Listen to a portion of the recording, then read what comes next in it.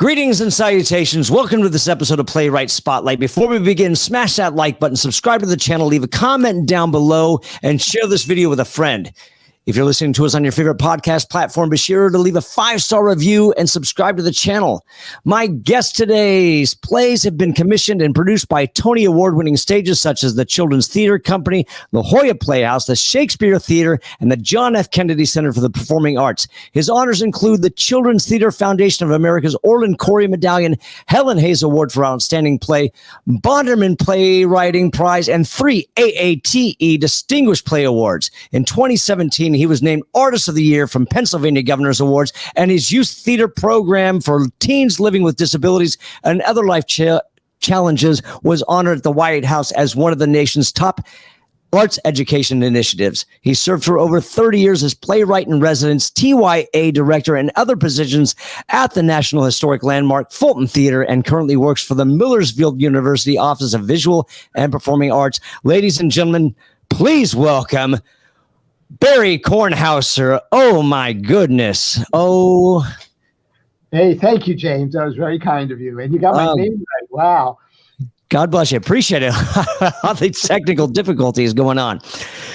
So many things to unpack there with your bio, but I'm going to call Jonathan White your assistant, your publicist? No. He works for Children's Theater Company. He works for Children's Theater Company. All right, great. So marketer there. You've got something going on right now, which is Corduroy, and it's coming back to CTC. Is that what's going on? Yes, they originally commissioned and premiered it. I think it was in 2018. So this is 5 years later. Okay, so tell me about, because this is an adaptation of a popular children's story. Yeah. Corduroy is a great story to bring to the theater. One, because it's a little book with a big heart. In fact, I think that's what has made its popularity endure for 50 plus years now. And it's put it on many lists of the top 100 picture books of all time. Okay, so I have a lot of questions now. How many pages is this for a children's book with pictures? And how, for lack of a better word, and forgive me because I'm not trying to trivialize what it is or the message. No, that's right. How many pages and how simple is it? Very few pages, very simple. I have 3 kids. We read this book many, many times over when they were very little, and no reading took longer than 5 minutes. So, of course, one of the great challenges is how you turn that into a full-fledged, full-length play. So it is a full-length. We're not talking a one act. Oh, yeah. No, not at all. It's a full-length play. And again, trying to keep the spirit of the book alive and honor the author's intent, that was where I started to go, how can we embellish and extend this story with that stuff in mind? So if the basic story is a little toy bear on the shelf of a department store, he's missing a button, so his overalls are broken. A little girl sees him, wants to buy him. Mom says, no, it's broken. It's a broken toy, and goes away. And then the bear, as it will in many children's books, come to life at night when the store is closed and starts to seek his button. And that's kind of the story. So what I did as a playwright would think, well, in the book itself, he has one adventure. He ends up in the furniture store. He sees a button on a mattress, tries to pull it off. It breaks. He falls over, knocks over a lamp. That brings the night watchman to the scene, who finds a toy bear there and returns him to the shelf. That's the whole story largely. I was thinking, if I was a toy bear and I needed to find this button in order to find a friend and a family who would take me there, I wouldn't stop that search after that first attempt. So it gave us the opportunity to explore what might go on the rest of the night in that department store between him and the night watchman. So that was the first place to extend the story, and it fit in because actually my research on the author, Don Freeman, was that he was really interested in a deserted department store at night. So that seemed to be very fitting to pursue that avenue. That led, of course, to somebody else's story. There's the night watch person. This person's job is to protect the store. Something's obviously going on. Somebody knocked over a lamp. And so he sees at the scene of the crime, so to speak, a toy bear, brings it back to the toy department. But in this play, the bear tries again and again and again. And the comic mayhem he causes inadvertently in searching for the button, of course, has to have ramifications for this poor night watchman who's trying to figure out what the heck is going on in his store. And that was another challenge in the writing of this, James, in the sense that because the night watch person can never see the living incarnation of the bear, but only sees a toy bear at each department, I really had to create scenes for 2 one-person shows, but shows that had to connect. The mayhem caused by the bear had to have repercussions for the Night Watchman boat comic. So, there was a way to extend the story and complicate it. And then in the book, there are 2 other characters, and those are Lisa and her mom. Lisa going home without the bear to her apartment, very disappointed. And I was very intrigued by what might be going on that night between those 2 characters in the apartment. And I wanted to create a personal journey for Lisa where she had her own struggle, that is to convince her mom to let her get the bear, and went about it in the same ways that made a story kind of parallel to the adventure that Corduroy was having and all the mistakes and mishaps he was going through. So to me, what it did was it helped everyone see how these 2 characters, Lisa and Corduroy, are made for each other. So they have these similar adventures. That's awesome. I love it. You broke up a little bit. I'm hoping that this isn't going to be an issue as we progress and record this. So I'm just going to apologize ahead of time for anything that we wind up losing on this, but we've already discussed about those technical issues. We'll get past that as we progress. Because hopefully, as we talked about, we're recording on 2 separate audio things, and we'll edit as we need to, if it comes down to it. I give you my permission to dub my voice in this. So I'm sure that you've have so much more playwriting experience outside of adaptation, but I'm really interested in this because this is one aspect of playwriting that we really haven't discussed or gone over, especially in simplicity, asking for rights, asking for, I don't want to say embellishment, but are you embellishing on the story? I mean, maybe, I guess so.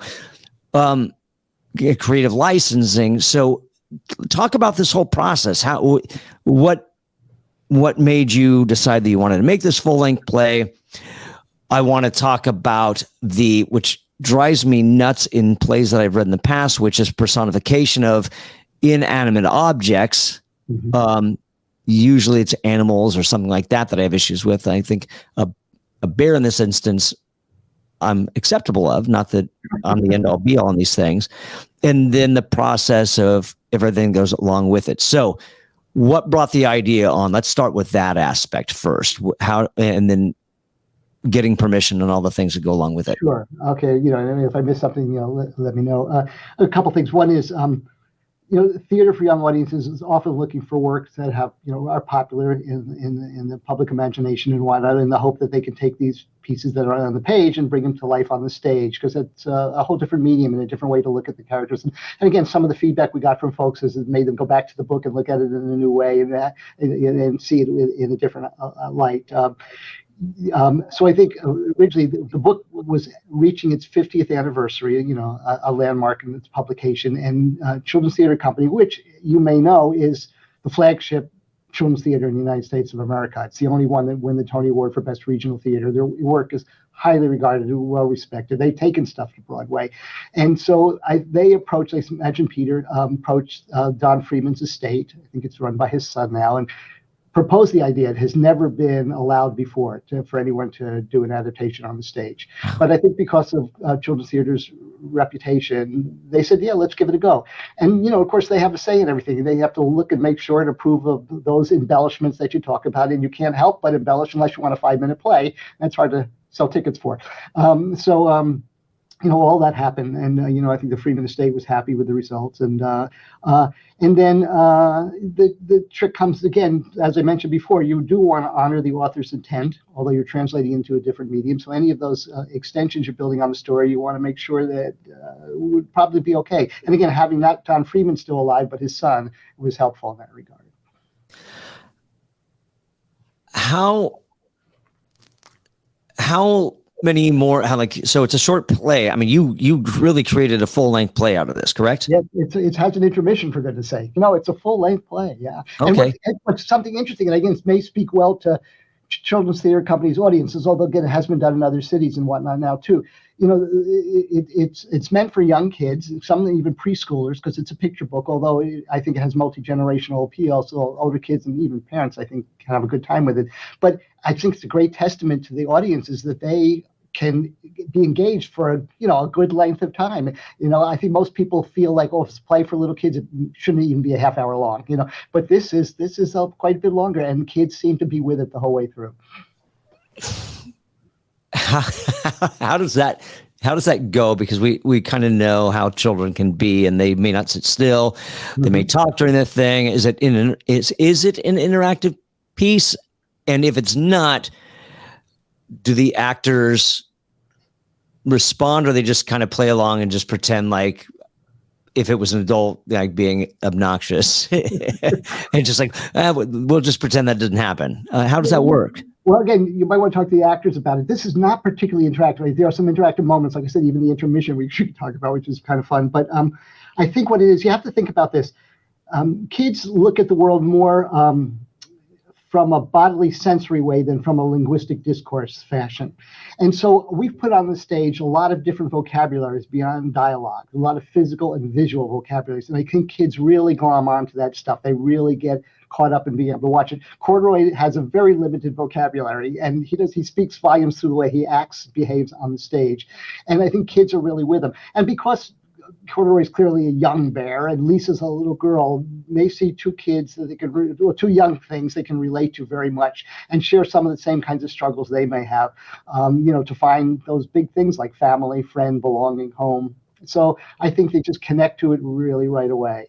And I think the adults in the audience have a good time with it too, seeing their children having a good time, but also Lisa's mom has those struggles we all do as parents to, raise your kid right, make good child rearing choices, struggle with a highly spirited child. And the night watchman as an adult's got a lot of responsibility as the protector of the store. And what I love about that character is he kind of sort of follows the Samuel Beckian motto of no matter, fail again, try again, fail better, and that's sort of, his mantra in so many ways, or hers in this particular production. So obviously your background is not, your whole repertoire of playwriting is not necessarily children's theater. It mostly is. I literally, in fact, I've probably written since I started doing this professionally in 1982 or 3, something like that. But in all those years, and maybe 35, 40 plays later, I've only written one play geared specifically to adults. All the rest were geared for kids in multi-generational audiences, and kids from preschool to college age, if you want to look at those, still at least high school. You mentioned minimal dialogue in a lot of... Yeah, exactly. Yeah. And in 2 plays I've written, both for Children's Theater Company, have no dialogue whatsoever in them. So you're writing plays pretty much based on stage direction, which in a way is kind of the opposite approach to playwriting as it goes. Yeah. Can you talk about that? About that, and like, so I mean, stage directions to me is kind of I don't want to say an anomaly by any means, but it's so unnecessary in, I would say, mainstream playwriting, but now you're going in the opposite direction. So how do you approach that? What do you include? How do you still make it minimal? Do you leave room for interpretation? How does that go? How does that work with stage directions in children's theater? Yeah, well, I think it's like anything else. You'll probably know this well. There are a lot of directors who get a script will cross off the stage directions right away. And there are funny stories about too. I mean, there's a great classic story about a character disappearing and nobody could figure out why. Well, the stage directions said he died, but nobody knew that because they crossed out the stage directions. So there are elements of that, but. These plays require that the stage directions be paid attention to, because that's the story is told through the physical and visual action of the play. And so the trick for the writer is to be very, very clear about what the intention is. It's easy to misinterpret an action if you're not. So clarity is really the essential part of writing the stage directions. That said, there's a lot of flexibility. James, what I like about theater as opposed to any of the other kind of writing media is that it's a collaborative art, deeply collaborative art. And I am so grateful to Children's Theater Company for the care and nurturing they do of scripts and playwrights, but also knowing that you have actors who will bring wonderful things to it, designers who bring wonderful things to it, crew even. I remember one play which had no spoken word, and I'll tell you a funny story we did for Children's Theater Company. In fact, the first piece I did for Children's Theater Company was called Reeling, and it was a completely silent show based on kind of some Buster Keaton tropes and whatnot. But I remember Peter, the director, who's so brilliant and so wonderful and so kind, invited some high school students to rehearsal, and some 16-year-old kid was sitting in it, and he saw the end of a little scene in rehearsal and thought he had a funny idea for the end of the scene. And Peter jumped at it, and so did I. It became one of my favorite moments in the play. And just to be open to that kind of input is so valuable, and that's what theater is all about. So, I joke, if we, words don't bleed when they're cut, and there are people who have way better ideas than I do. And every weakness I experience, I know there'll be somebody stronger, involved with the production, to help make up for that. So, all the way through rehearsals, things are changing, because they may not be working, or there's a better idea or a fun way. So, but I'll tell you the funny story. Really, I don't think they still have them, but the Twin Cities had the Ivy Awards, which were their version of the Tonys or the Barrymores or the Hill and Hayes Awards. And the year of Reeling, I won for Best Playwright. This was, again, a kid's play, and it had no spoken words in it. And it was kind of controversial. And how can a play with no words win the Best Playwriting Award? And Dean Holt, who plays Corduroy, who also had the lead role in Reeling, won Best Actor and didn't have to learn a single line. And I think some people found that a little bit odd and funny, too. But again, I think it speaks to the strength of those other stage vocabularies beyond dialogue. Absolutely. So how much creative freedom do you allow? Like, for instance, you talked about the crossing out of stage directions, and there was a playwright that I had on one of the earlier episodes where a character gets stabbed. And he had gone to see this production, and they had removed it. It's like, wait, what happened to the stabbing? He's like, oh, well, we crossed out on the stage right, but it was a pivotal moment of the show. Yeah. So how much creative license do you allow when it comes to this? And how do you, have you ever gone and watched a production that is completely off base in that regard? I mean, I know I'm asking you a lot in that little question. Well, here's the thing. I think the first answer is it really comes down to respect. You're not supposed to change a word of a play, obviously, know that, and some theaters try to get away with that occasionally, even the major cuts, for example, work that's not in the public domain. But it would go the same with the staging of a scene that's set up in the stage direction. I would say that what's wonderful about Children's Theatre Company, among many, many things, is that they're so respectful of the playwright. They'll suggest changes, but they won't surprise me with them. They won't not do them without letting me know. We just had, we just had a phone call the other night about cuts of a few little things in one of the scenes, and I was fine with every one of them. And in another case, there was one of the actors suggested doing something in another way. And once I said, no, not that. This is why it's the way it is now. So there's that wonderful give and take, which makes it perfectly all right. And again, maybe if I was a little bit more sure of myself or full of myself, I would say no changes. And I've run across playwrights that feel that way. In fact, early in my career, I was invited to the Oslo Performing Arts Center. They had a sort of they asked some playwrights to create new works, and I was one. There was another woman who was asked as well too. And then we're to workshop the plays, and then they would decide if they wanted to do them. Well, I was there for a week or two, and every night staying up all night doing rewrites based on what we learned in rehearsal. The woman, on the other hand, didn't want a single word changed in the play. So there was like almost no point in workshopping and no point in having her there. And the play didn't grow, and as a consequence, the Oslo chose not to do her work, and mine went on. But I think it was because I was open to that, and it's really a genuine appreciation on my part, a gratitude for that kind of input. And again, if there's something I feel strongly about, that's fine. That'll be honored. I'm fascinated by this. Do you know the playwright Chuck Mee? Now, again, his work's all out there on the internet for anybody to use. And my understanding is, and I can't say it was because I've seen different performances of the same of his play. My understanding, and I love this guy for that, if I'm right, and I might not be true, I might have to find out a little bit more about it, but he kind of says, go go take it your own way. And he's kind of open and loose about it. It's almost as if he's providing a framework, although they're fully scripted and all that sort of thing. And I've always kind of appreciated that, and again, I've learned so much sometimes from seeing plays and how different the same play can be. You've had that experience too. We all know it from seeing different Shakespeare productions. We all know the play, but we can see versions that seem very, very different, even though the text is pretty much the same. And yes, I don't get to see a lot of my plays because they take place in cities that are far away, and I don't have a lot of money to travel to those places. CTC again kindly invites me to help at the end of rehearsal, so I get to see the opening, which I really love. And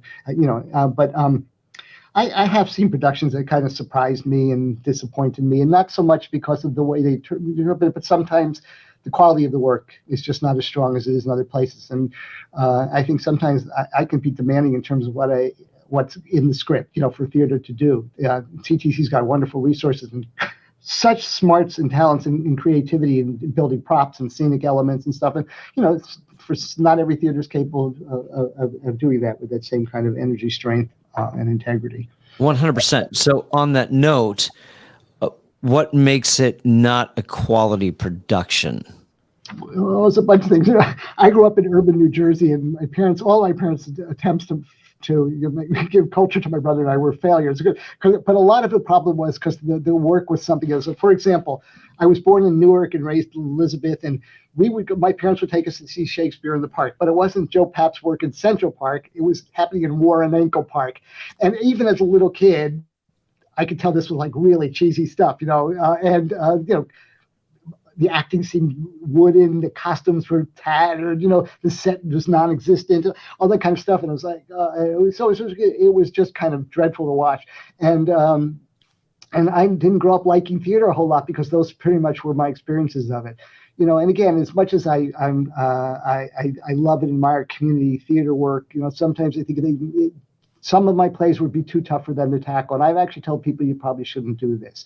In fact, I have a play that involves a lot of video interaction. So one of the characters is only on video, yet there's a mix of live and video together, sometimes half and half.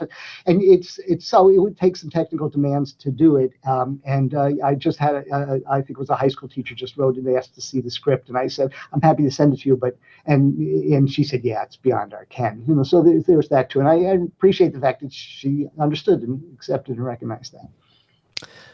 So I understand that CTC is a little bit more respectful, of course, but when you send it off, what they want to, of course, respect your work. What happens when it gets sent off somewhere else? Well, it does. The CTC has a publishing wing called Plays for New Audiences, and if you have a play produced, commissioned or produced by CTC, it goes into their catalog, and then anybody can grab it up, if they pay the rights and whatnot. And so again, Corduroy, I know it's been done. I can tell you, I know for sure in Seattle, in Denver, in Washington D.C., Chicago, and I didn't see those productions. I'll get to see the reviews, or they'll send me notes or whatnot and stuff. And they seem to have gone well, and sometimes at least one of those companies, maybe two, rented the scenic stuff from Children's Theater Company. Because again, some of it's complicated. There's this crazy tower of toilet paper that wobbles and shakes and all this sort of thing. So, so again, I often don't even know. A production will happen, I won't even see it. And besides a few things, I might be able to read about it afterwards. And then sometimes as well, because when a work is published, you often don't even know about it until after it's done, and you get, your royalty check from the publisher. Oh, that happened 6 months ago. I wish I knew. And nice thing about the Plays for New Audience that CTC runs is that I've asked them to please let me know if somebody's going to do it, because I'd be there to say I can be helpful if they want any rewrites, things of that sort. And they're good about doing that too. So usually these days I've been able to keep up on the stuff that's published by their publishing company and know where it's happening. But again, I just had another play that was commissioned and premiered by CTC, one of the wordless ones that was just done at the National Children's Theatre of South Africa and had a month-long run. But again, I was able to help perhaps on the internet, but, I couldn't stop by like I can at Minneapolis. Sure. Are there any requests that you've had that were just so out of the ballpark where it's just absolutely not? No. A script you mean to write something, or no, changes that they wanted to do to something you've already written? No, I can't say so. But then I also could tell you that I don't know that has not happened. I remember once an early play I wrote that sort of was one of the ones that sort of helped make a mark for me was called "This Is Not a Pipe Dream." It was a play about imagining a surrealist childhood for Rene Magritte, his famous "This Is Not a Pipe" painting, and based on his images, creating scenes in the childhood. And in his biography, he had some things happen, like a difficult father who didn't approve of his his career choice, a mother who committed suicide when he was young. So these were elements in the play and reflected in some of his paintings and whatnot. I remember once it was some company who I liked did it at some festival, and it was apparently all sorts of things went wrong, and they felt awful about it. And I thought it was going to end the life of that play because it was an important festival and whatnot, but it didn't at all. And those things do happen. And the other thing about that play, when you talk about doing things, that was the original publisher of that play. There was an interactive version of that I really liked. That brought kids, because we could talk about that for a long time. There's also lots of thoughts about participation in that. And if it's meaningful, if it's not like, okay, kids, everybody stand up and pretend you're a blueberry bush, that's meaningless. But if they're really integral to the story, what the young audiences do to help shape the play, I think it can be very valuable. And I also think, particularly anybody millennial or younger, they like to interact more than like to just watch and observe. I think it's all about doing, not just listening or watching. And so anytime that we can augment that, I think it's really good. And that was my original version of Pipe Dream, involved a lot of audience involvement. In fact, one kid is taken out of the audience and brought backstage, and he doesn't appear again till the end of the play where he pops out of a box and whatnot. And he gets a free ticket and his family so they can see it again. Of course, he doesn't get to see it, he gets to experience it backstage.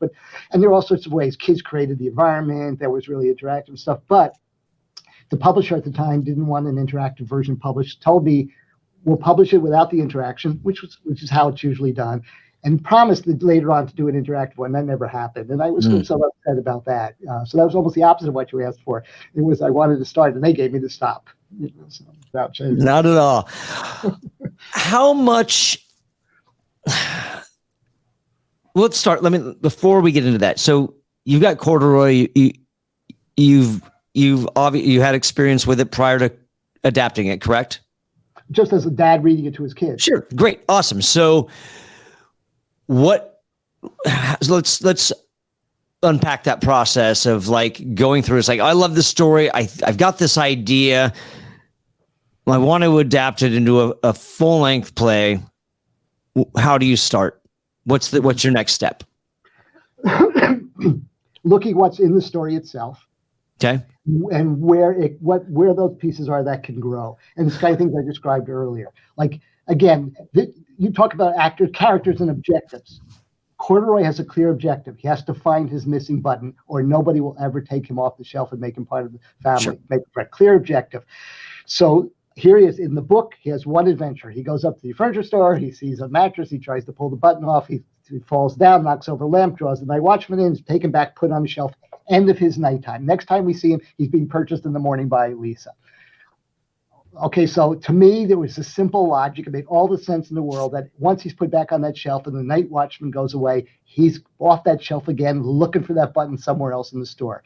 So that's the first place I went. And then doing that, it led to other things. I said, okay, so what's the night watchman's objective? Where's his adventure? Well, first thing has happened. He's seen a lamp got knocked over in the furniture store. There must be somebody in this building who's not supposed to be here. And his task is to find it and protect the store. So, up there I go. There's my light. Oh, no. I can see you. It's okay. It's a nice ambiance, so don't feel like... Well, if it happens again, we'll leave it that way. Okay. There we go. So he's got an adventure, and again, as I said before, for me, it was very complicated. Firstly, one person shows are hard to maintain anyway, but here's Corduroy has his one person show where he's dealing with some department, and then the night watchman hears something happen, it rushes to the scene. Corduroy's back being a toy bear again. There's lots of magic in how those switches happen too. And then it's not just about the night watchman finding the bear and saying, who's doing this? Why are they always putting this bear in in this department? And I'll bring it back. We wanted to have that role to be as fun and rich as Corduroy. So all the things that have happened, for example, if a stove is left on in the appliance store, while Corduroy reaches for its button, thinking it might be his button, accidentally turns on the stove. That's lit stove is make a problem for the night watchman. In this case, a vacuum is turned on, runs across the hall. The night watchman leaps up onto the stove to get away. Of course, his pants start on fire. So all this kind of silliness goes on. And so there that. And it followed this logic of the story about finding this button and what's, and the complications there. And then again, I thought it was lovely that we had this little girl and her mom, too, in the story. And, again, it's not explored very far in the story, but it's hard in a very small book, and this really was about corduroy. So just exploring Lisa's struggles to get what she wants, which is this bear paralleling corduroys. And she has the same kind of thing. She tries so hard to do all these chores to help her mom, give her an advance on her allowance, and every one of them goes as badly as corduroy's adventures in the store. So, again, they have almost the same story. So once you've got this idea, you fleshed it out. Did you write it prior to seeking the rights? Yeah, no, I would never have started without the rights having. Okay, so how did that process go? Where did you start with that? How did that go? I didn't. That Children's Theater Company did, and once they did, they hired me to be the writer of it. This again. That's what I'm saying. I think if I had ever tried to approach the Don Freeman estate, they probably would say, "Get lost, kid. Who are you?" Potentially, I don't know. I've never tried to do that, but so this was a commissioned piece for you. Yeah. You didn't have to do any of the legwork to go and sit there. And so in that regard, then, how involved were they with the process of you writing this? Well, very involved. And again, it's one of the things I love about CTC, that they are so involved. They just say, come back with a script in 6 months, kid. It's workshops, repeated workshops, review scripts. I have to tell you, there are probably at least 20 drafts of this play over the course of the years. I think it premiered in 2018, but I might have started writing it in like 2015. A 2 or 3 year process of going through it, bringing me out to Minneapolis, working with actors and various versions of it, changing this, that, next thing. Again, Peter and his team, are just such amazing people, so smart and passionate about this work. So we explore stuff and change it as we find things that don't work, or something that could work better, or be more true to the story and whatnot. So I went through lots of revisions. We're still doing that. I mean, this second remount won't be exactly like the first one by any means, and I'm sure before it opens in mid-February, there'll be a lot more changes happening, on a daily basis, probably. Did you lose anything in that draft process where it was like, I really love this, you really, did they take anything away that you were really kind of upset about, that you really wish would have stayed in, or it's like, I can kind of see the issues with that? And yeah, no, it's totally that. Again, I really appreciate the folks I'm working with. I respect their opinions about things. I have to say, there was one part of the early drafts that was part of the story that we took away, and Peter had a very good reason for that. Although I remember spending a lot of time working on it, was in the book, when Corduroy, the little bit we meet about him, and also in the second book, Pocket of Corduroy, this little character's got some interesting imagination. So the escalator in the department store, which plays a big role in our adaptation, the bear sees as a mountain, has to be climbed, and the furniture department is like a castle to him. So there was a big line of the play that referred to all these ways he was imagining these different places and what they were, and but as Peter pointed out very wisely, I think it took away from the bear's objective of finding that button. It was sort of an interruption and a distraction from that. It's as cute as it was, it really didn't forward the action of the play, and it's, that's something that's very important in theater, and so that went away, and so it wasn't like I felt terrible that it went away and stuff. I thought that makes good sense. Okay. Did you get your start in writing children's theater or young adult theater or teen theater? What? No, it's kind of funny. This is a crazy story. I always like writing, mostly comical writing. I mean, I remember as a kid loving Mad Magazine, for example, Sure. That thing. And I remember as a sixth grader, I was asked to write the sixth grade play for the school, which was kind of fun. But then I didn't do anything ever again. And we had a good time with it. I think it was okay, but a lot of it was inspired by the kind of looniness. And then I remember once for a high school project in a class, I wrote a play instead of your typical paper, just because it was something kind of interesting to do. And usually amounted to an A because it was creative. I remember for years, since probably I was 12 years old, we had a movie projector, a little 8mm movie projector, and I found out that if I made little 4-minute movies about various topics, like whether ancient Egypt, whatever it might be, and submitted it, no matter how bad it was an A for creativity. So it saved me from writing a book report. But then as a lark in college, I took a playwriting class. And the professor really took a shine to me, which is really nice. And I wrote a strange play, which they produced in their second theater there. And I think it was one of the first time in the college's history they did a student play, and there was a student director. It was really, so that was a taste of it too. And then what happened, and I put it away for a long time, and thoughts about that, because it never seemed anything one would do in real life. Many years later, a fellow who had been an upperclassman of mine at college, who was in that playwriting class, along with Treat Williams. I remember the actor Treat Williams. He was there of too. course. Yeah. He was working as the artistic director of this Fulton Theater at the time, where I worked for 30 years. And he remembered me and called me and asked me if I'd like to come and, write a play for a children's branch of the theater's work he had.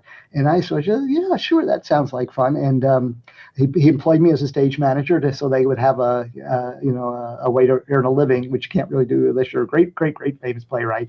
So that was really where it started. So I was writing, for children's plays for him. And I think the second one I wrote was I had a good friend who had cerebral palsy, and we worked together on creating a story about a character who gets in an accident when she's 6th grade and becomes paraplegic. And so her story, and it was called Inner Grace.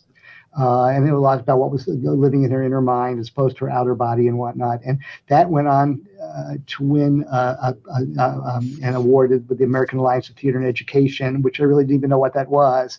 So one thing led to another, and I kept continuing to do it. Now, I've always had a full-time job, whether it be as a stage manager or right now I work for this university in their Office of Visual and Performing Arts, because I can't live off the royalties of the plays. I'm not that successful. But I've one more time. What was that last part? Like I said, not that successful, at least financially, to live off the proceeds of royalties, or nor that particularly prolific, I guess. And I'm also very shy about it all, and James. And like I say, one of the reasons I say I appreciate the partners I have at Children's Theater Company, is because I sometimes don't know that I'm really good enough. Sometimes I have all this doubt about my abilities. As I said, I've probably written, it must be 40 plays already, but I've only ever submitted maybe a dozen to publication, and actually haven't even submitted them. Often they're just compelled upon me, like the things I write for Children's Theater Company, if they want, automatically go into their catalog, which they have. And there are a couple other plays I've written that because of, they were done in certain places and whatnot, publishers have come to me. But I don't know that I've ever once sent a play out to a publisher on my own, and it's part of it because I always think it could use more work, but I never get around to doing that more work. I'm working on the next project. So I think if I ever retire, and I don't know if that'll happen, I'm already 70 years old, but if I ever retire, I thought it might be nice to go back to some of the older plays and look at them again and do some of the fixing I think might be necessary, and then maybe I'd submit it to a publisher. Well, we've talked about that, about, those plays that we stick in a drawer and then break back out, and are they worth a revisit? And I always think they are. Mm-hmm. And I always say that, when we're ready, they're ready for us when they're ready when we're ready, I wanted, you kind of brought it up. I want to talk about the theater program for teens with disabilities. And I kind of want to touch on this a little bit. And this is this is more for me than it is for anything. And maybe people will find some,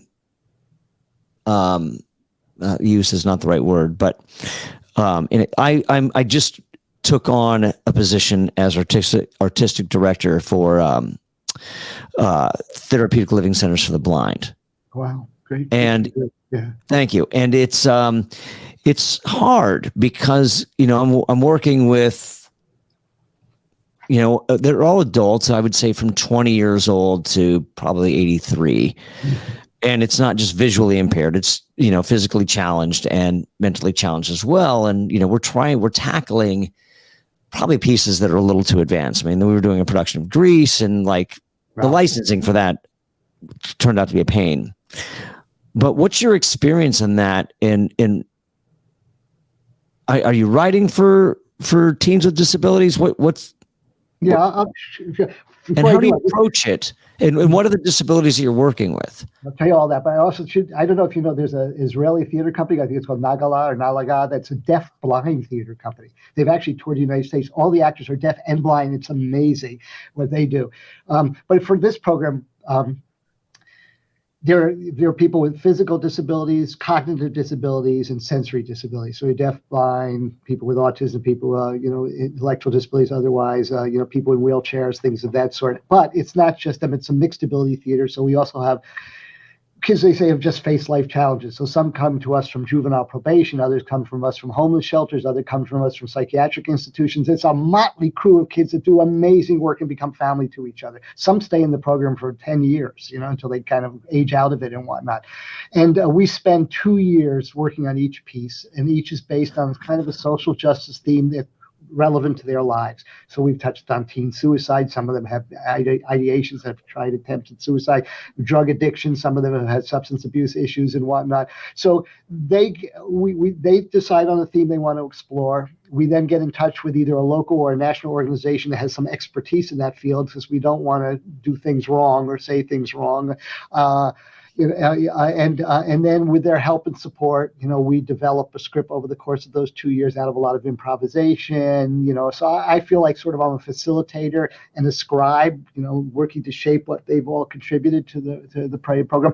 And there are also kids who are refugees. The city I live in, which is Lancaster, Pennsylvania, you might want to know, is considered the refugee capital of the United States of America. We take more refugees per capita than any other city in the country. It's a really welcoming community. And so there are a lot of refugee kids, so some that don't speak English. So we do, and I know there's some controversy to this, we do shadow work, whereas a hearing and a deaf actor play the same role. One speaks it, one signs it. But we do that with different languages too. So, if somebody speaks Nepali or Spanish, we'll do a Spanish and English. Two characters, two actors playing the same character and whatnot.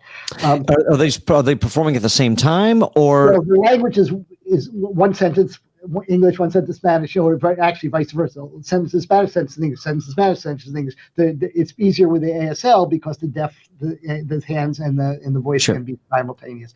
And again, we try to fit the program. So, we had a really active and interesting young blind woman in a theater one year. And so we kind of thought we'd base something on sort of a modern day version of the Odyssey, and she played the Homer character, the blind poet, who created the story. And it was great that she was really blind, and so, and the kids with autism tell their stories if there's a way to fit that particular story into the show. And we also have a practice that if they don't want their own story connected with them, because they don't want people to know that this happened to them, we'll swap. So nobody knows that that's this person's story or somebody else's. Right. Some of them have been through some pretty harrowing, awful experiences. And what's nice is they feel this is a safe and comfortable environment to share those stories. And just a hard example is we had a deaf girl in the group for 1 year, and they go home for the weekend. Monday they came back into rehearsal, and in a circle we have every day where people can say what's going on in their life they want to share. She shared, and she had it with her own family, that over the weekend she was raped by a friend of her father's. She felt safe and comfortable enough to share it with us, which then we could bring her to the police and the hospital and this, that. But I mean, that's the kind of comfort they feel with each other.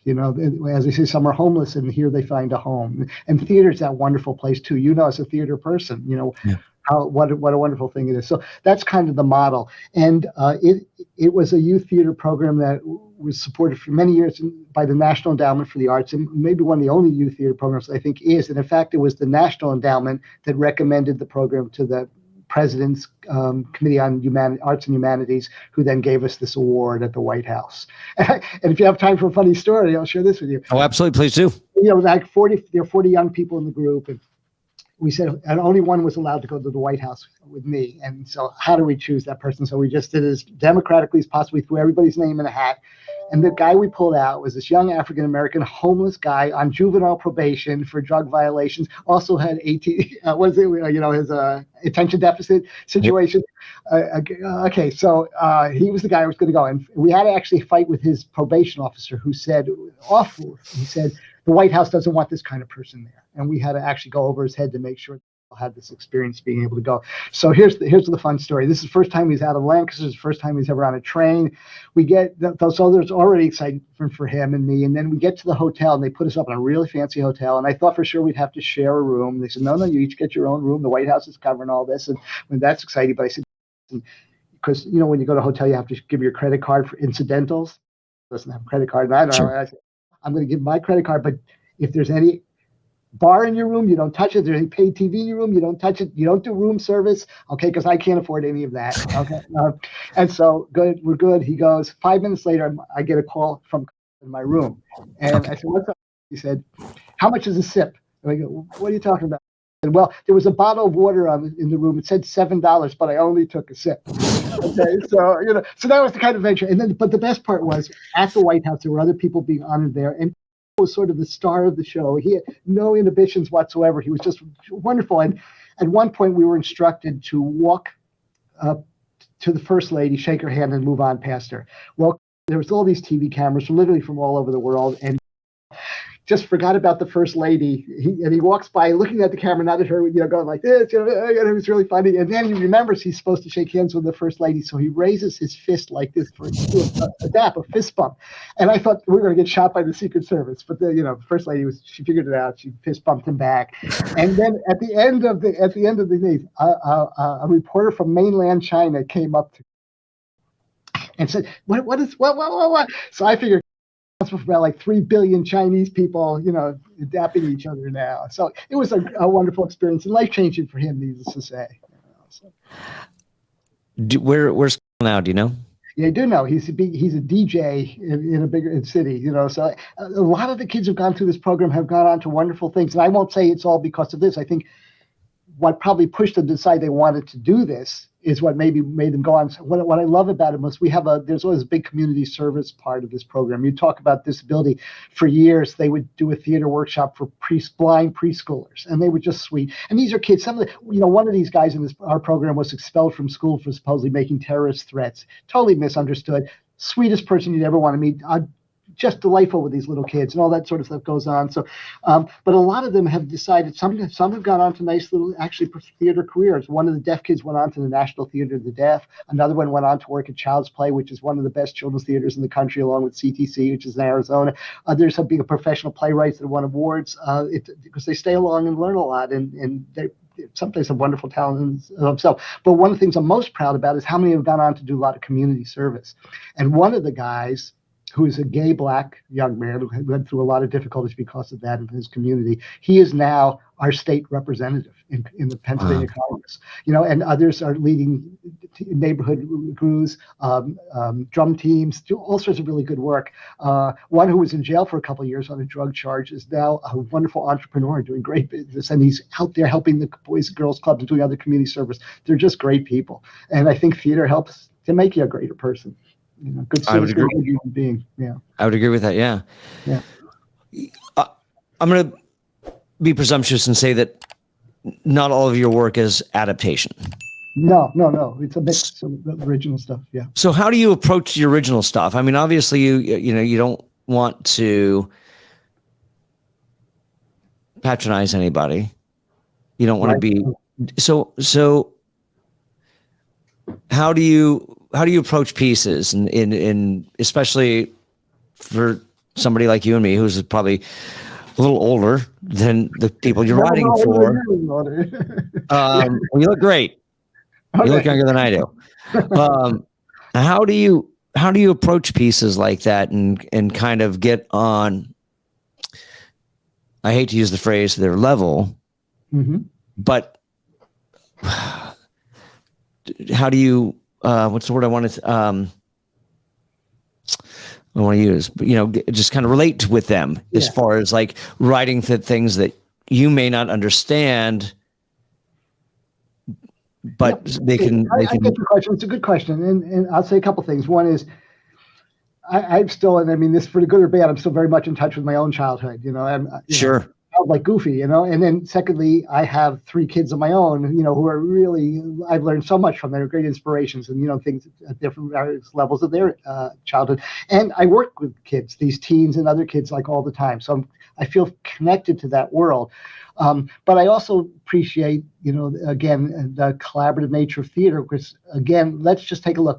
I've written a couple original pieces for Children's Theater Company. The most recent one was this play, Balloonacy. So when I mentioned it was just done at the National Children's Theater in South Africa. When we were working on that, it was geared specifically for preschool kids, and it was also not going to have any spoken word in it. And so we worked in this Children's Theater Company arrangement. Again, it has to do with their wonderful commitment to playwrights and the plays and the work that they're going to produce.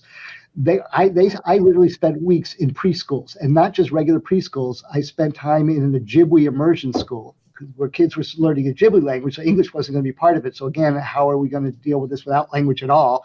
And then another daycare that had a lot of kids. It's Minneapolis has a large Somali population, also Hmong population. So those were the kids we were working with too. And again, with the stuff we were doing, be not only understood but enjoyed by them. And so they were great collaborators, which were set up by Children's Theater Company. We also explored different ways of doing it.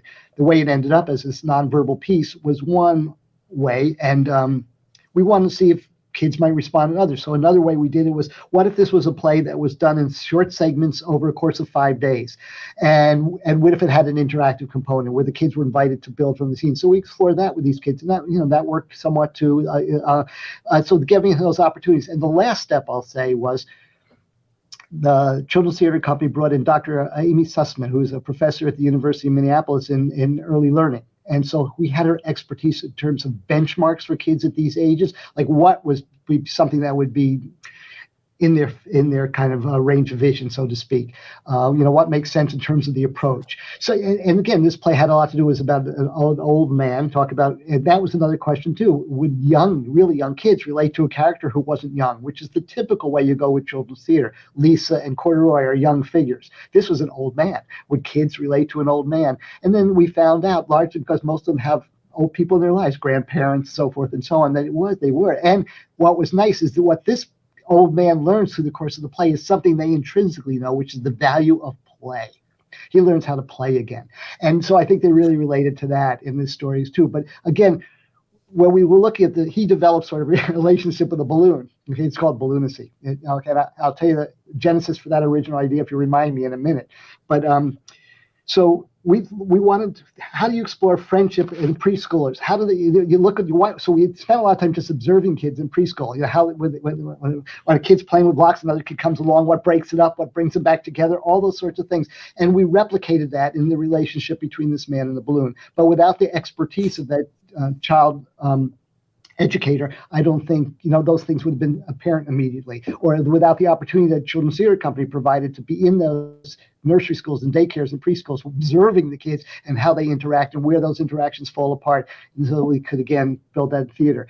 And when you talk where the original ideas come from, it came from 2 different ways. One is I was really interested in empathy forming, how young kids are when they become empathetic or develop empathy.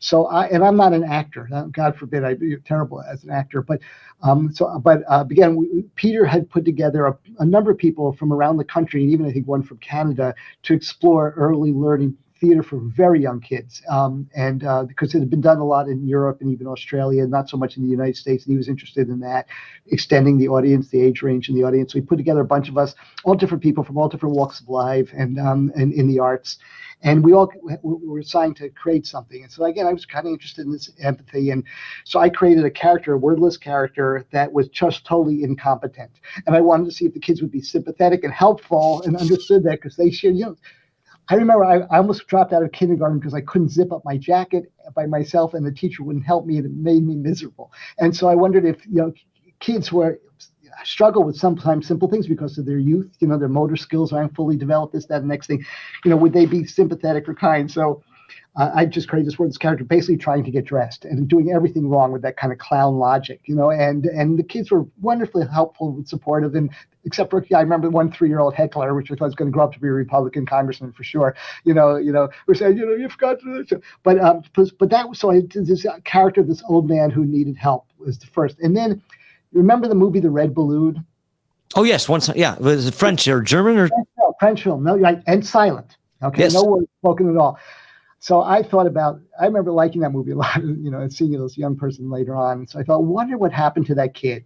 And so this, in my mind, this was the old man, was that kid, grown up, who forgot about this whole experience. It was all long gone for him. He's living a kind of lonely and sad life right now until a balloon comes back into his life, and brings it all back. So that's sort of the genesis for the original idea. And I think in the original production, if I'm not, I think I know this is the case, the designer actually dressed the old man as the little boy in the movie was dressed, which was kind of fun to see.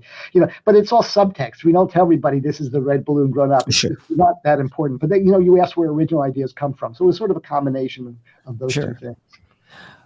So when you're writing, do you write with the intent of adults playing these younger roles, or are they written for? I think age appropriate casting is the way I like to go. So again, often you can find a young adult, 20, 18, who could play a little kid and get away with it very convincingly. And sometimes you need to do that because you can't ask the kid to skip school, for rehearsals every day long, but, and then of course, yes, having adults play. The youth theater program is the teens play teens. I don't like when they assume the role of adults because I don't think they do it convincingly. It's always a struggle I have with college plays when the college students are playing young adults, and it's hard for me to buy entirely. It's funny you say that. There's a private high school here in LA, and I'm part of their Young Playwrights Festival, and it was a play that was 2007, maybe 2005. It was a play called Seniors. And it takes place at a senior citizens facility. Okay, not high school seniors, but senior citizens. Exactly. And all the students played these elderly people. Mm-hmm. Now, a lot of these plays are submitted to another festival that's called the Blank Theater Company. Will do a Young Playwrights Festival as well. And a lot of the plays from Harvard Westlake will go to this festival. And Seniors is one of them. And Seniors was performed with age-appropriate actors. Mm-hmm. It didn't work. All of the charm was out the window. Uh-huh. So it's interesting you say that. I think, give or take, you can kind of get away with it. I think there's a charm with little kids playing adults. Oh yeah, even teenagers in a way. College. I think maybe because as college students, we take ourselves a little too seriously. I think that's where it comes into play, and our egos are too huge. I think get it. I mean, if I was a college professor, I'd want to give my students as much opportunity to play as broad a range of characters as possible. And, age is one of those things you want to explore. I get that. And it's just maybe like a personal bias and prejudice of mine, to have a play with mixed age and somebody's got really bad gray hair, and walking funny because they think that's how old people are. And, I think good professional theater wants to hire the best actor for the best role. That said, I'm all for non-traditional casting and, colorblind casting and those kinds of things too. Again, unless the play is demanding of a certain specific person. Well, 100%. And I think when it goes to the playing the stereotypes of an older person or anything like that, I'll blame the director on that. I'll give the kid the benefit of the doubt. I'm like, hey, just, tone that down a little bit. You don't have to go that direction necessarily. But was it when the movie Bugsy was it, where kids played all these, gangsters from the 20s?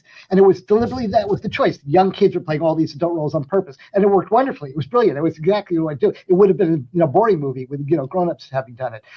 So I think there's a place. And maybe the idea of Seniors, the very fact that it's built into the play that they're supposed to be young people pretending to be young people is exactly right for that. Yeah, absolutely. What did you take away from your playwriting course? Or the things that you really latched onto that have continued to benefit your writing? Mm-hmm. I guess the thing that I guess was most meaningful to me was a professor who was very open and not very. I don't want to say he's not critical. He's critical, but not in a negative way. You know what I mean? Certainly got a lot of really. Oh, should I turn on the light? No, you actually look good. You look good.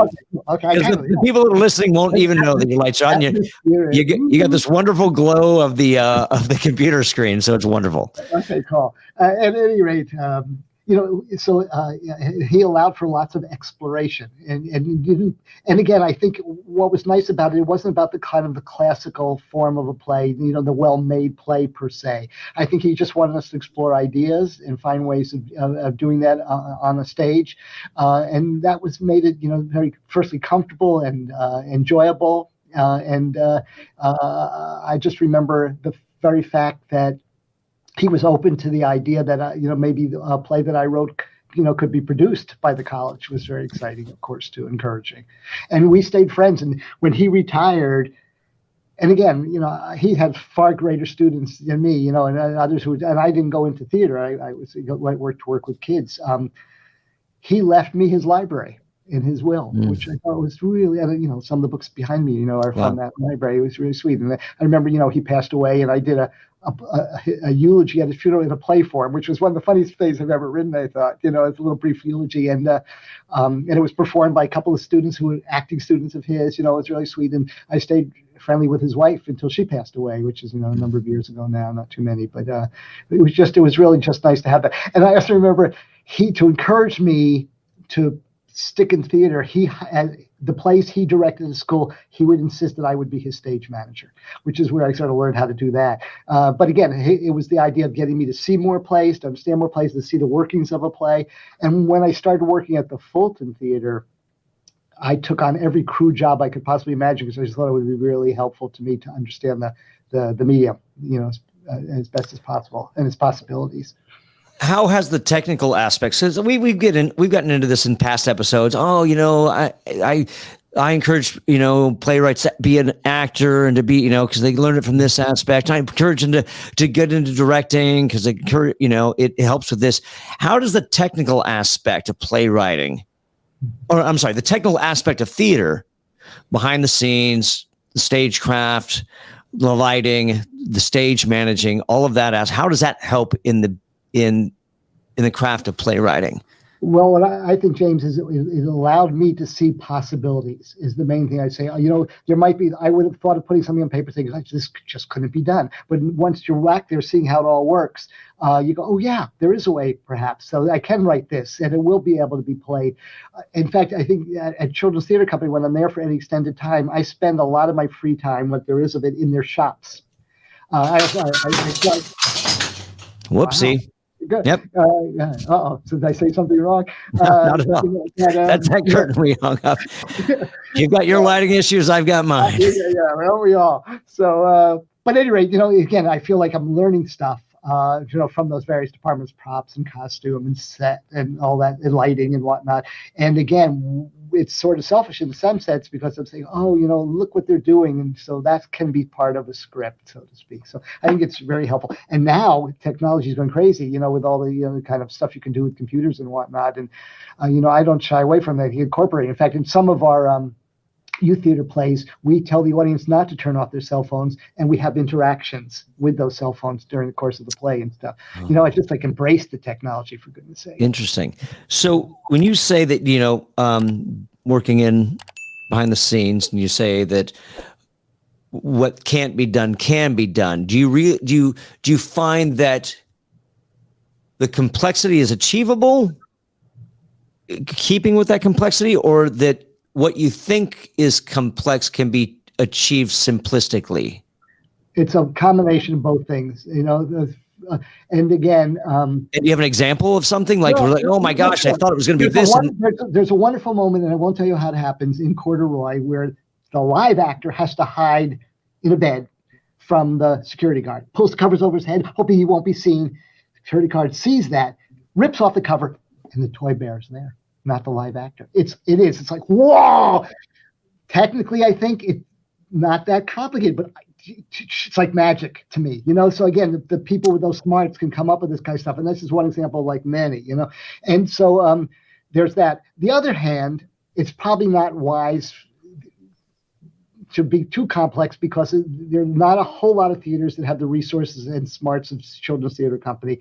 And so some people might look at a play like this high school teacher I told you about, looking at one of my plays, say, we can't do this. Yeah, that's right. And, if I was a better business person, I always say I don't know the business part of showbiz very well, I would maybe write plays that were more, and some are, that are just very simple to produce. So there's not those kind of complications that prevent people from doing them. But if what my story requires demands some complexity, I don't want to throw that away. How, when you're writing pieces that have minimal dialogue or no dialogue at all, how does that affect structure? Or does it? Or is it easier? Mm-hmm. How does structure play into, or how does lack of dialogue play into structure? Yeah, I should say. Maybe that's the question. I don't know. Again, I don't know that any of my plays follow, the Freytag curve, the classic way a play is supposed to progress, the arc of the story and whatnot. But I think of physical and visual vocabularies as just other languages. Maybe because I work with a lot of deaf kids and whatnot. The sign language on stage is just absolutely beautiful. So it's just telling the story in a different way, but the stories still do follow a path. There's the character's journey, a personal journey to reach a point, and that has to happen one way or the other. And you're just telling it in a different language is how I see it. Is it apparent? Is the story followable? That's for people that aren't fluent in ASL? Oh, no, again, we're talking about my wordless plays. There's no ASL involved at all. It's just somebody doing stuff. Yeah. So, but that's the big trick. Is the story clear? Can they follow what's happening if they don't have the support of language to tell them? And so that's what you really work on in rehearsal largely, and then the scripting of that, and then making those stage directions. It's very, very clear what's happening, and people can follow the story. In some ways, it might be easier to follow if there are people who have language barriers. Again, in my community, we have people a lot of people like to come but don't speak English. So to see a play would be pointless to them. But if it's a play without spoken word and there's a story they can follow, they love it, as well as the folks who are deaf, or this, that, and the next thing. So I like reducing those barriers to understanding. So if it's told clearly enough, it can reach more people rather than a few. Well, yeah, I think there's something to be said. If you go back to and you brought up Buster Keaton earlier, and I think there's something to be said about Chaplin and whatnot as well. Exactly. Going back to and those are great. They're great stories. They make you laugh. They make you cry. They're wonderful. They're done without words. And in fact, Keaton and Chaplin used to have a competition who could use the less caption cards in their movies. And I think Keaton won typically, but they wanted to go with the physical vocabulary. Of course, there was you couldn't do sound back then. It's so funny that you say it, because I feel like Chaplin's a little bit more. You'll find more Chaplin films out there than you will. Keaton's just seem to be a little harder to find. Yeah, but there's some brilliance and cleverness, especially when it comes to his stunts. Mm-hmm.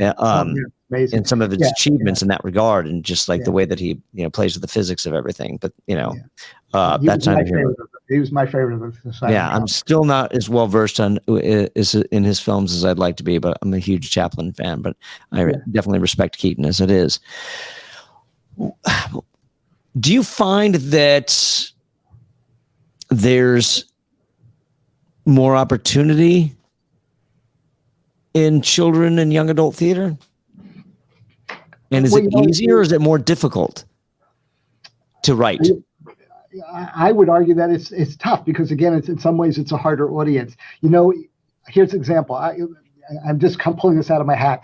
I think about Arthur Miller's Incident at Vichy, right, which is a lovely play, and all this is a couple of guys sitting in chairs, the whole play, But what they talk about is amazing and important and powerful. There's no kid in the world would want to sit through that, because it's just nothing to watch. And again, there's nothing to see, and so when you write for kids, again, you have to think about where they're coming from. I mentioned earlier on that, that sensory bodily way they connect to the world as opposed to linguistic and through discourse and whatnot. So that's why I'm really interested in having not just spoken word, but visual and physical vocabularies in the play. So I think Well, it's tough to build something that way, to make it something so that they can, you want, of course, to understand it, but you also want them to enjoy it, and you also want them to be somewhat challenged by it a little bit too. So like you do with adult theater in some way. So, I'm a little prejudiced. I think it's tough stuff, and it sometimes demands a little bit more from you to reach that audience. And it's a really important audience, because, those young kids are the ones who are just discovering their path in life. And so you can help them reflect on that journey a little bit through the stuff you do, I think. And so, they're a great audience. And sometimes I just think about they just fill up a little less space in the seats. So other than that, you should treat them exactly the same as you would adults. Do you think there's anything lacking when it comes to teen theater? Or Kid theater, teen theater or children's theater? Do you think that? I think children's theater in this country is kind of still suffering from a little bit from a history where the stuff wasn't very good, particularly. It was sort of like bastardized fairy tales, not given full, production value traditionally. But that's already more than 50 years old. I think that the field has really grown so much. There were a number of pioneers. A guy named Warren Harris, Susan Zeder, a couple others who really started doing some really consequential work for kids, recognizing that they deserve that as much as an adult does. And so it's grown, and now you have theaters in this country like Children's Theater Company that do really work of great substance. And so, but again, there's still some of that stuff going on, the gratuitous participation, the silly animal characters that really have no point in being there except, kids like silly animal characters, that sort of thing. And that's a terrible attitude. I think it does a real disservice to children and their intelligence. What advice would you give for somebody who wants to get into that aspect of playwriting, as far as writing children's theater or adolescent or teen theater? Yeah. Well, for me, for the work I do with teens, is collaborative work we create together, and it's all about stuff that matter to teens, which is why the characters are teenage characters typically. Sure. So that's my recommendation. That's an audience. They no longer have the gatekeepers of their parents or teachers to say, you're going to sit through this show. It's up to them to decide if they want to come. And so I think the work has to kind of really address things that matter to them, that are relevant and pertinent to their own lives. And sometimes you can take a classic play and do that. One example, one of my favorite things I ever saw at Children's Theater Company was an adaptation of Antigone, a classic Greek play by Greg Banks, who works with Children's Theater a lot. He's a playwright from England, a brilliant man. And he made it kind of this, what he calls it, promenade theater, where the audience is part of the action, and it's geared for teens basically to enjoy this experience. So you're sitting in there with the actors. If there's a sword fight going on, you better duck out of the way or you're going to get clobbered. And of course, it was sort of done in this Topian costuming style and whatnot. And, and again, and it's a great story of conflict between generations, Antigone and her father and all this sort of stuff. And so it was relevant to them, done in a very, very cool way. And they were immersed in it. You talked about that interactive, that they weren't just sitting back in their chairs watching. They were right there in the piece. And so I think that's great. As for the place for the young kids, advice would be, again, meet children, connect to your own childhood, work with kids, see what's meaningful to them, and then find ways to tell that story. That's what I would say. When it comes, do you find that in a way to throwing those action things in is just a cheap device in order to get kids to kind of pay attention and to kind of appreciate it? Because if it's anything less, then they're not going to. I'm just curious. I'm not saying there's a right or wrong. I'm just kind of fascinated by that. A great question. And I think, yes, it can be a cheap device if the purpose of it is to do what you're saying. But if it's integral to the telling of the story, then it makes all the sense. And yes, the bonus is it will entertain and engage the kids, and they'll want to be there and continue to watch and and participate. So, using Corduroy as an example, the things that happen in the department store make sense. He's trying to find a button. These are the things that are his obstacles. He has to get them out of the way and creates mayhem doing that.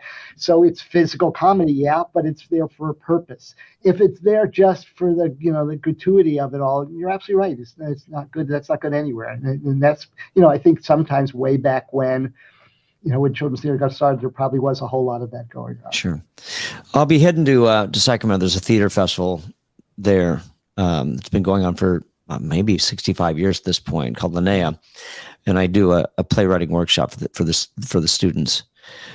Is there advice do you work with young playwrights, or do you just write for them, or just write for young people? No. Well, again, the kids I work with directly in that youth theater program, we're co-writers, but I also do, when I'm asked, I'll do playwriting workshops at universities or high schools and whatnot. And, so yes.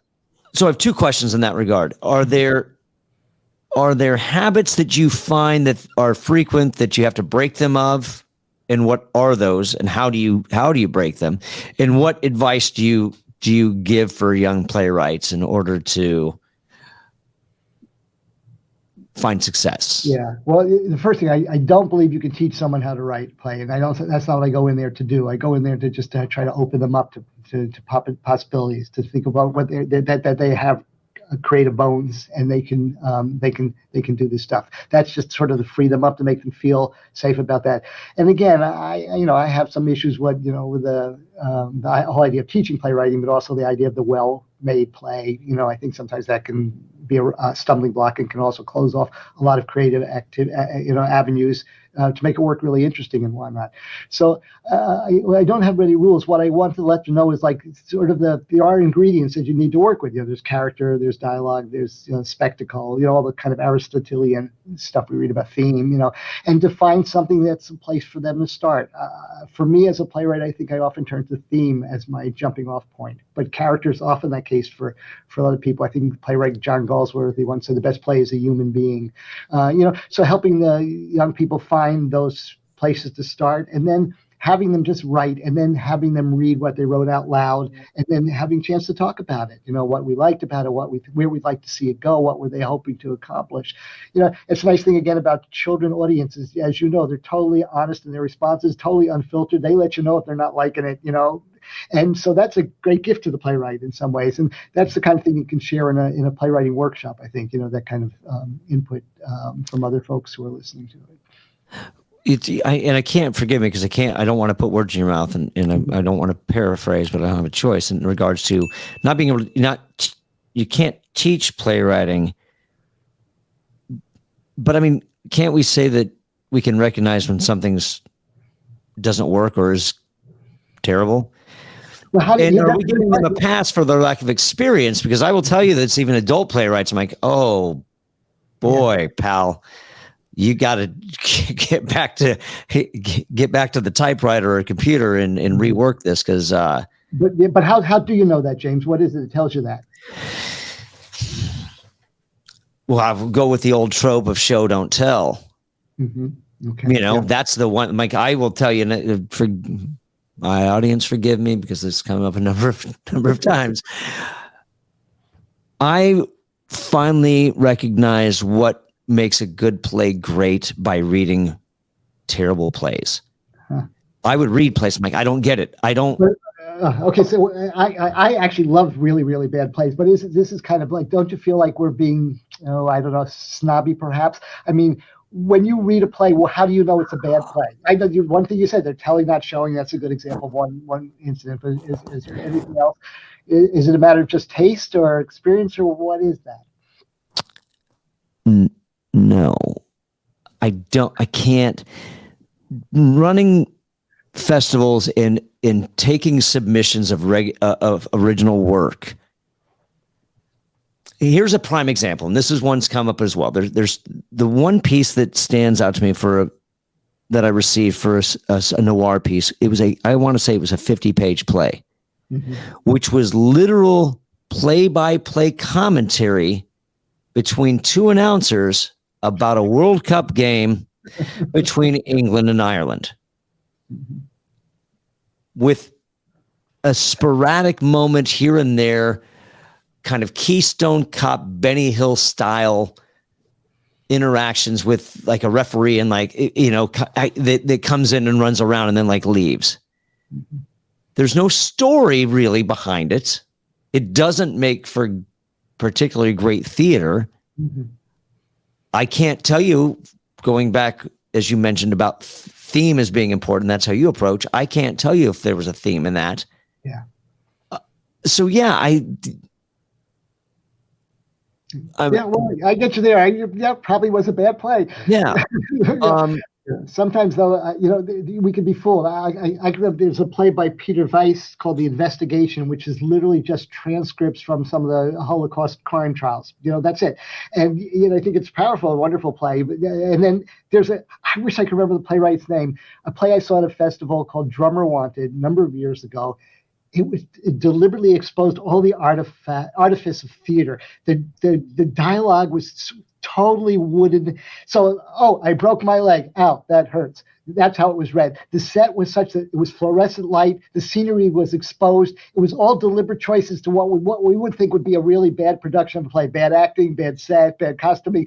And it was a blast. It was a wonderful, wonderful piece. And, but I think what it was talking about was how artificial what we do is and how we have to separate that and all that sort of thing. But again, it would have looked on the page like a really bad play, perhaps. So, it's tricky, and I don't know, and I don't like to judge. I'm a terrible critic because you know this well too.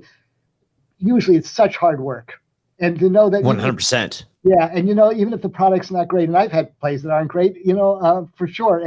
But I know how hard I worked, and so I'm very sympathetic to the fact that somebody else put a lot of hard work into the piece, and so it's really hard for me to be hard on it.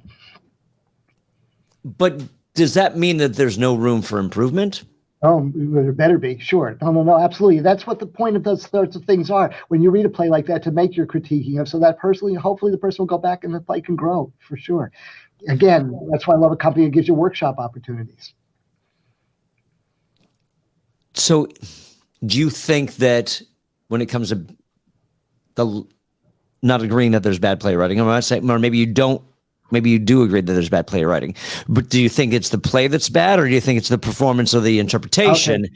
You're right. So I think there are two things. There are plays that can have brilliant productions, and there could be brilliant productions of bad plays. I think I have to tell you, this is going to sound awful, but I think there's some Shakespeare plays I think are just totally awful. The script, I just think the stories are just ridiculous, and why anybody does them, I can't understand. But on the other hand, I've seen some productions of those plays that have been mind-blowingly good. So it works both ways, I think. And again, I think the weaknesses I may have in the script of one of my plays very often with a really good theater company can disappear, or at least be hidden or diminished by the quality of the production, potentially. Going back to the play that you said, all the things that you think would make a bad play, with the everything's that that's intentional. Yeah. So, but if the play, let's kind of play devil's advocate, I guess, and say, or let's say it's a play that's bad. Do you play it that way in hopes of like, it's terrible, but we're going to play it terrible, or it's terrible, but we're going to do our best to make it as phenomenal as possible? Yeah, I don't know. It's like the noise is off, the play that went wrong problem. But I mean, it's really a choice. I don't know about you, but I really like very, very bad movies, not just okay movies, but really bad movies. I find them so pleasurable. And I guess so you could make a case that if you went into a night of theater knowing it was going to be really bad, you might have a really good time, potentially. But again, if you're going to produce that play and your intention is to make the best production possible, I would hope would see something in that you really felt was worth sharing with an audience and going to do the best, because that little bit was worth bringing you to the stage as best you could. What is your most favorite terrible movie? Oh gosh.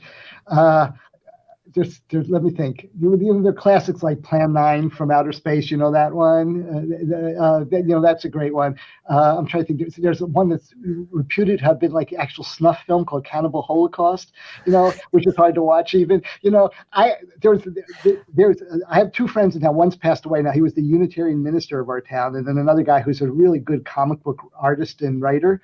And we used to have what we called the Bad Movie Club, and we'd like meet, one Monday night a month, and each of us got to choose a really bad movie, and they were just so much fun to watch. And here I thought you were going to go with The Room. Oh, that's true. That's a classic also. Yeah, I'll tell you up there. That's a good one. And didn't James Franco just do sort of a reverse? Oh God, no! The Disaster Artist is one of my favorites. Yeah, it's just so much fun. Yeah. Are there? Are there any terrible plays that you love in that regard? If you love terrible movies, is there a play that's like, it's terrible, but I love to go see it? Or does that fall into the production and not necessarily? Yeah, no, I can't think of one off the top of my head. I have to tell you, again, this is a story too. Which if you think about Shakespeare plays, again, probably the most boring, if I could use that word, would be the history plays, right? Okay, so in some measure, as opposed to the comedies and tragedies, Sure. So I remember in 11th grade, there's so much to this story. I told you I didn't grow up with a lot of theater. I grew up in urban New Jersey, and we were bad. And when we would go on field trips, on the bus to the theater, we would have a betting pool at who could heckle the show and close it. Was it Act 1, Scene 1, Act 1, Scene 2? How long would it take? And it was terrible. And by the time I was in 8th grade, we were taken to the Bucks County Playhouse to see Death of a Salesman, I think. And we stopped the play with our heckling. But it was so bad that the actor who was playing Willie Loman told us all to leave the theater right now. He stopped the show and made us leave. And he said, but sit on that bus and I'm going to talk to you afterwards. And after the show and after we waited, he got out of his costume and washed up, came onto our bus, told us how awful we were, disrespectful and whatnot. And when he walked out, we just, we were cheerful. As a consequence, we were not taken to any other plays for years. We were banned from the East Coast for theaters. I had an English teacher in 11th grade, Ruth McCallum, I remember her dearly, who wanted to convert us heathens. And so took us to see a Shakespeare play in Stratford in Connecticut. It was a history play, no less. It was Henry V. And we thought she was insane to take us because we were going to just tear that place apart. And you have to bear in mind, this was during the Vietnam War years. We're high school students now. We get to the theater, and as soon as the curtain went up, I was like, wow, what are we seeing? It was the first time I saw a concept play.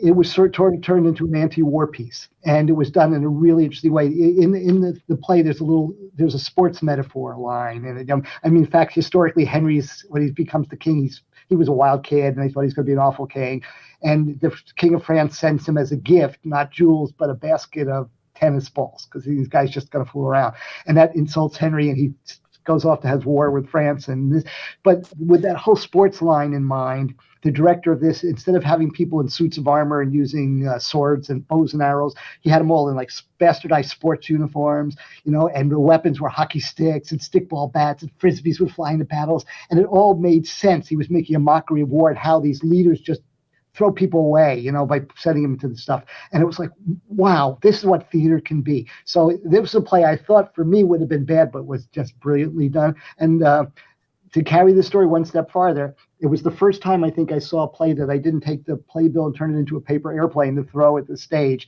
I actually opened it up and said, who did this? And it was a young director named Michael Kahn. Jump James, 30 years or more later, Michael Kahn's the artistic director of the Shakespeare Theater in Washington. I had written this. I told you I wrote one adult play. That was an adaptation of Cyrano de Bergerac, which I wrote in rhyming couplets. The first time I tried to do that as a playwright. He got hold of it in a funny way, too, which is another story. He actually liked it. He said it was the first play he ever read. It was in his parents' house as a kid. He's never seen an English version he wanted to direct until he read mine, which was really flattering. And I had to say, look, I hope you don't mind me sucking up. And he goes, no, I love it.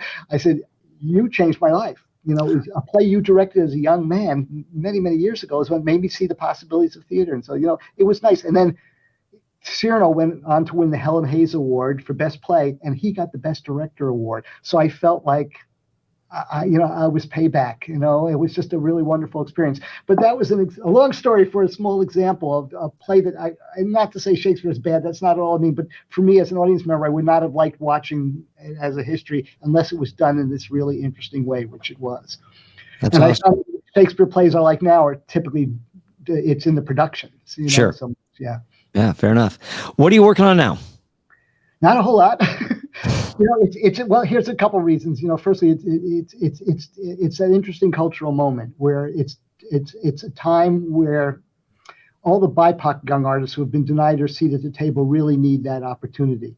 And I feel that way. I'm an old cis straight white guy, and I feel like I just need to step back and leave a little space. So there's that. I think if I'm they're looking into a possible project that I would work with one of those refugees I mentioned to you.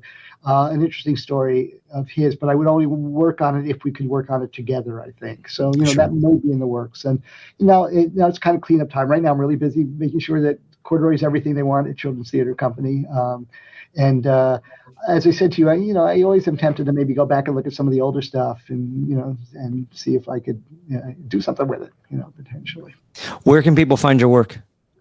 Oh, the two publishers that published the few works that I have published, there's about a dozen, is the Plays for New Audiences and then Dramatic Publishing. Anybody else would just have to get in touch with me. I have a list, my annotated list of plays, which describes them all, the number of characters, some review quotes, and that's the long list. But nobody knows about that but me. So I don't have a website or anything of that sort. Well, that was my next question. Are you on any of the socials? No, I don't do social media. That's why I was worried about this. See, look, I'm sitting here in the dark. That's how good I am with technology. God bless you. Good for you. I'm sure your life is much better without those things. But if you publish my email address, which you're welcome to do, James, anybody who has any interest, I'd be happy to send them a list. I will throw that down in the show notes as well. Okay. Barry, thank you so much for coming on to Playwright Spotlight. This was enlightening and wonderful, and some wonderful stories, and I'm sure everybody will enjoy it. And I probably could have gone another hour and a half talking to you. James, thank you. You're delightful. I'm very shy about these sorts of things. I said this is my first podcast. You have been a wonderful host and a great companion, somebody very easy to talk to, and I really appreciate that. I appreciate more about your stuff. I appreciate that as well. No, we'll definitely chat again. We'll definitely keep in touch, and I appreciate it. Yeah, I learned a lot. So hopefully we'll get you back on, and we'll follow each other's careers, and hopefully work together sometime down the road. That'd be nice. And congratulations on all the great stuff you're doing. Thank you. I appreciate it. Okay. Thank you for tuning into this episode of Playwright Spotlight. Again, smash that like button, subscribe to the channel, leave a comment down below, and share this video with a friend. If you're listening to this on your favorite podcast platform, be sure to leave a 5-star review and subscribe to the channel. And in the meantime, and until we see each other again, keep writing.